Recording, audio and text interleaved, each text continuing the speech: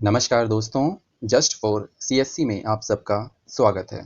तो चलिए शुरू करते हैं आज का अपना वीडियो। ब्रिटिश साम्राज्यवादी नीतियाँ। इस खंड के अंतर्गत अपनी पिछली वीडियोज़ में हमने जाना था सहायक संधि प्रणाली और लॉर्ड डलहौजी की आधुनिकीकरण की नीति को। अपने उसी कार्यक्रम को आगे बढ़ाते हुए अपने आज के इस वीडियो में हम बात करेंगे लॉर्ड डलहौजी की विस्तारवादी नीति के बारे में।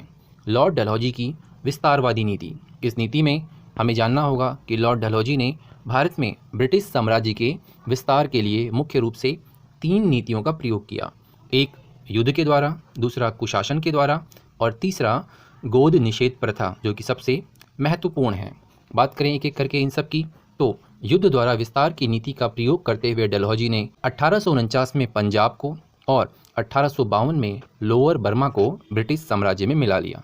तो वहीं दूसरी तरफ कुशासन के आरोप का प्रयोग करते हुए डलहौजी ने विस्तारवादी नीति के तहत 1856 में अवध को ब्रिटिश साम्राज्य में मिला लिया। यहाँ गलती से अवध की जगह अवधारणा शब्द का प्रयोग कर दिया गया है, लेकिन यह अवध है। और सबसे महत्वपूर्ण नीति है गोद निषेध प्रथा, जिसका प्रयोग करते हुए लॉर्ड डलहौजी ने लगभग संपूर्ण भारत में ब्रिटिश साम्राज्य का विस्तार किया। तो इस तरह सबसे महत्वपूर्ण बात यही आ जाती है कि डलहौजी की गोद निषेध प्रथा क्या थी और किस प्रकार डलहौजी ने इस नीति का प्रयोग करते हुए भारत में ब्रिटिश साम्राज्य का विस्तार किया। दरअसल अगर इस नीति के आधार की बात करें तो इस नीति में स्पष्ट रूप से कह दिया गया था कि भारत के जिस भी राजा के पास अपना बायोलॉजिकल बच्चा नहीं होगा, जिसके पास अपने खुद की संतान नहीं होगी, उस राजा की मृत्यु के बाद उस राजा का राज्य ब्रिटिश साम्राज्य में मिला लिया जाएगा। मतलब वह राजा किसी भी गोद लिए हुए बच्चे को अपना उत्तराधिकारी घोषित नहीं कर सकता। इसी को कहा गया डलहौजी की गोद निषेध प्रथा। मतलब पैतृक वारिस ना होने की स्थिति में सर्वोच्च सत्ता कंपनी के द्वारा अपने अधीनस्थ क्षेत्रों को ब्रिटिश साम्राज्य में मिलाने की नीति ही डलहौजी की गोद निषेध प्रथा कहलाती है। मतलब गोद लेने से निषेध की प्रथा, मना करने की प्रथा। इस नीति के तहत जहां एक तरफ डलहौजी ने भारत में ब्रिटिश साम्राज्य का विस्तार किया और उसने घोषणा की कि हमारी नीति भारत में देसी रियासतों को ब्रिटिश साम्राज्य में मिलाने की है, तो वहीं दूसरी तरफ लंदन स्थित ब्रिटिश कंपनी के अधिकारियों ने इस नीति का समर्थन करते हुए कहा कि नए करों की प्राप्ति और नए क्षेत्रों की प्राप्ति के लिए कोई भी अवसर नहीं छोड़ा जाएगा।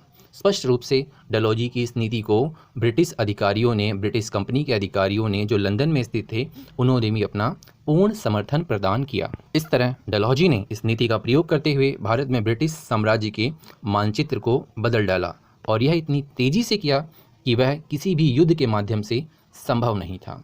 डलहौजी ने इस नीति का प्रयोग करते हुए दावा किया कि कंपनी के पास वही सर्वोच्च सत्ता है जो मुगल सम्राटों के पास होती थी। मतलब जो अधिकार मुगल सम्राटों के पास थे, वही अधिकार ब्रिटिश कंपनी को भी है। लेकिन आपको एक बात जानकर आश्चर्य होगी कि ब्रिटिश कंपनी ने 1825 में तो गोद प्रथा को मंजूरी दे दी थी। मतलब कह दिया था कि जो भी राजा गोद लेता है किसी भी बच्चे को, उसे अपना राज्य उस बच्चे को हस्तांतरित करने का अधिकार होगा।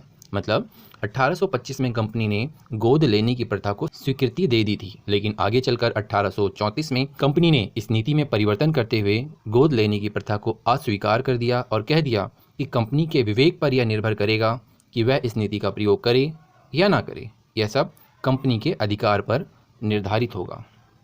इस तरह हम कह सकते हैं कि गोद लेने के संदर्भ में कंपनी के पास कोई निश्चित नियम कानून नहीं थे और इसी अनिश्चितता का प्रयोग करते हुए डलहौजी ने, या कहें इसी अनिश्चितता का लाभ उठाते हुए डलहौजी ने ब्रिटिश साम्राज्य के विस्तार की एक नई योजना प्रस्तुत की और ब्रिटिश साम्राज्य के विस्तार का साधन बना दिया इस नीति को।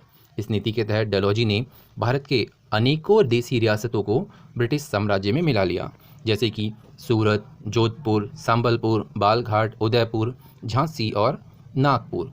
एक बात आपको और ध्यान रखनी है कि इस गोद निषेध प्रथा के आधार पर हम यह देख सकते हैं कि ब्रिटिश साम्राज्य, या कहें कंपनी के पास कुछ ऐसे अधिकार थे जिसके माध्यम से कंपनी ने भारतीय राज्यों को, या कहीं देसी रियासतों को कई वर्गों में बांटा था। एक वर्ग में उन देसी रियासतों को रखा गया था जिनका निर्माण ब्रिटिश सरकार ने प्रत्यक्ष या अप्रत्यक्ष रूप से किया था और इन्हें गोद लेने पर पूरी तरीके से पाबंदी लगाई गई थी।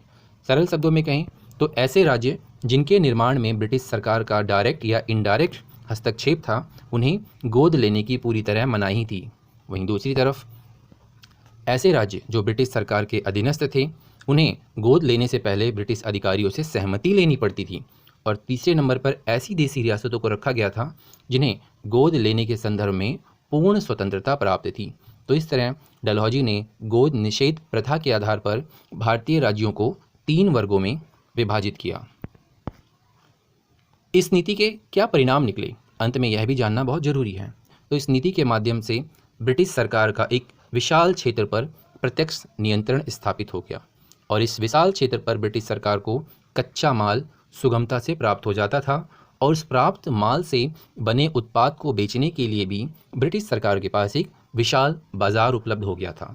तो वहीं दूसरी तरफ इस नीति का प्रयोग करके डलहौजी ने भारतीय मानचित्र को इस प्रकार बदला जो किसी भी अन्य सैन्य अभियान से संभव नहीं था। और इसी का परिणाम यह हुआ कि भारत में कुछ क्षेत्र या कहें कुछ देसी रियासतें असंतुष्ट हो गईं ब्रिटिश से और उन्होंने विद्रोह कर दिया, जिसके परिणाम स्वरूप आगे चलकर अनेकों विद्रोह सामने आते हैं और अंततः 1858 में कंपनी की सत्ता समाप्त हो जाती है और ब्रिटिश सरकार देसी रियासतों के प्रति अधीनस्थ एकीकरण की नीति अपनाती है। तो आज के इस वीडियो में इतना ही। Thank you.